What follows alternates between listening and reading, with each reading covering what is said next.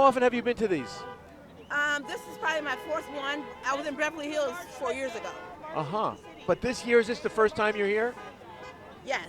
Yeah. What's it like being here now for you? Um, it's it's fulfilling. It's like a purpose for me to be here, and I'm just glad that I can support my candidate however way I can, and I'm just happy that we have a lot of support out here. We have everybody. We have cars blowing horns, and everyone's excited about this election. What about this idea that Kamala will be better for blacks because she's half black? I don't buy that because I know that she's not a black woman. But if she wants to proclaim that she's black and want to run on that program, no, she hasn't done anything for 4 years. And by the way, she did say, I'm not doing nothing specifically for y'all black folks. So what are we doing? How about the rest of the Democrats who say, well, we're going to run blacks and they'll be better for blacks, not just Kamala, but across the board? Do you find that blacks are necessarily better for blacks if they're in the Democratic Party? No, because we've been doing this for, well, specifically since 1964, the civil rights. We've had politicians in the White House, in all types of government, and we're still where we are some 50 years ago as far as economic and social standings. And it's just all just propaganda, false promises, fake news, all of that. But when Trump was in office and in his administration, all Americans felt that we were being looked out for one way or the other. In other words, you don't feel uncomfortable under Republican governance? No, I was a Democrat for a long time. I think probably about the last 20 years. I don't know. I did vote for Obama because I was excited about that. But after that, he disappointed me. I didn't vote for him again, and I went back to my Republican roots. But I don't care about the party. That's not the issue. My issue is who's the best candidate at the end of the day, because we all got to live here. We all got to have things, and we need things done properly. We just don't want no lies and no empty suits up in there. What about this idea of black liberation theology? Is that still an issue in the black community? Jeremiah Wright, Louis Farrakhan, Cornel West. The sad thing is the majority of the black people don't even know who half of these people are who's running this type of rhetoric. Maybe Malcolm X and Martin Luther King, everybody can identify with that, but the other actors, we don't care about them. We don't, they're not doing anything but making like BLM. All they did was go out there, riot, and go out and buy houses after that, and left the black community behind. And if there's a sensational story, of course, they all come out and they want to, be a race baiter and cause havoc and make money off of it. That's all it is. They come to the black community when there's a problem just to make money, but not to solve it. How do you feel about Mayor Karen Bass? I've met her before she became the mayor, and I thought she was a soft woman, meaning not soft like, but just a nice lady, should I say. But right now, I don't really follow her, and I don't like Los Angeles, but I just think that if she was like a real mayor, we would have more done in Los Angeles. There wouldn't be a lot of these problems. Number one issue here, I guess, is the economics and homeless problem. So I don't think she's doing much there. Do you think they may have a Marxist agenda? Oh, absolutely, because you could just listen to what she's saying, and the control factor. It wants to control. That's a whole Marxist regime. You got to control your media. You got to control what you can say. You got to control what you can drive. All this kind of stuff is just Marxist kind of rhetoric. And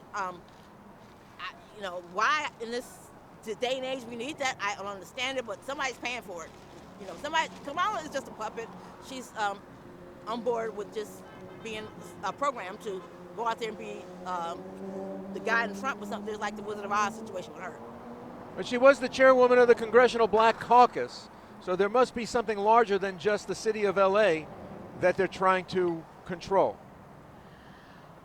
trying to affect nationally. Yeah, of course. They want, this LA is what, the second or third biggest city in America, second biggest city in America. But there's a lot of communities and smaller cities that they want control of too. I mean, they sending all the migrants over to these little communities and decimating their communities so they can be in line with, and get the votes and whatever they're doing over there. But yeah, it's all about everybody. It's not just here. It's every community. They want everybody. They like Trump said, they come for you, not me, just me, but for you. And that means everybody. That's an American citizen. Yeah. Anything else you'd like to add? Well, yeah. God bless America. Whatever happens on Tuesday, and I know it's going to be good because Trump's going to win. Let's just get behind Trump. Stop all of these. You know who the man is. We're all adults. We can listen to what they're saying, and we know it's a lie. So just let the man do his job, see what he does. If he keep his promises like he did, we'll be all good. Were things better under Trump than they have been under Kamala? Yeah. Absolutely. First thing is the border. I was just horrified just watching TV every day and seeing the stream of people coming across and just, literally being welcomed to the country through barbed wire fences. It was crazy, yeah. How about the value of the dollar nowadays? Well, I would say my problem is with groceries because I don't drive, but I go to the grocery store and I'm out of money. I got a budget for a month, about half of the month I'm out of food money. So I'm like, okay, let me go, so it's a shame, and I can't see why we got to pay $4 or $5 for eggs or milk and $10 for a steak. And I'm a turkey eating person, ground turkey. It's like $6 a pack. It used to be $2.99 all day long at Trump. And on sale you can get it for $1.99. But those days are way gone. And who do you blame for that? Inflation, and I blame. I'm going behind Trump. They should have left the gas lines so we could have our natural gas here. Nobody would have been bothered with these prices of gas and petroleum. So I'm going with Trump on that one. Because they did what they did with the pipelines and everything, and they had to drive up the prices. It is what it is. Yeah. Do you think Trump will be better for the economy? Yes. And for people's grocery pocketbooks, shopping. Absolutely. And all this, what does she call it, price gouging? You can't fix that. That's how you gonna come to somebody's grocery store and tell them what to do? Federal government, by the way, but that's another lie. But Trump can figure it out through what he knows the problem is. He's going to the root of the problem, the gas prices, the petroleum, oil, whatever they call it. That's the problem. He's going to try to do something with that first and bring things down. If we can't, or maybe keep it stable. I don't know if it's going to go down much further. But would things go down with the dollar gain its strength under the Democrats, you feel? Oh, God. Oh. Will the Democrats, can they raise the price of, it seems like the petrodollar may be taken away, and our dollar may even be worth less if the Republicans don't come into power. Yeah, absolutely.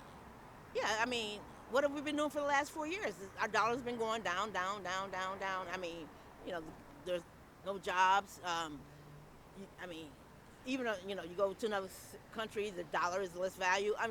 Yeah. Of course, it's going to go down, and they don't care about that because they want this to be a Marxist, socialist, where we have to go to the government and get food stamps at the end of the day. This is where everybody's going to be over at the county building getting their EBT cards because it is, nobody's going to have jobs or we can't afford groceries. We're going to have to ask the government to help us out. They want that. So they have control of us. So, okay, they're giving us an EBT card, they're helping us out with our groceries. We're going to go vote for them now because they got the power. And you got power, people are going to pay attention to you, and they want that. They got to keep their stomachs full. So let's go ahead and vote for the Democrat again. Now in China, the government will turn down people's ability to spend on food if they post things that are critical of the government on social media. It's called a social credit score. You think that they'll implement that here? That they'll use that use the EBT cards as a means of control against dissent, against how bad things are? Oh, absolutely. They use every tool. They're known to use. They're weaponizing the country with everything they have, and they're very clever. I won't say smart, but clever. They know how to get what they want, and they've done it for 4 years, and that's why. It's like, oh, that is a bump. Oh, here come Trump again. We got to get him out the way so we continue on with this gravy train, and our plans will go ahead and be fulfilled, and we'll get this done in the next 4 years completely. They're probably 3/4 of the way there now, another quarter way to go, but they just want to get that last 4 years in with the puppet and have things done. And here we go. We're like, like they said, the banana republic, like they are. That's what they want to be. Yeah.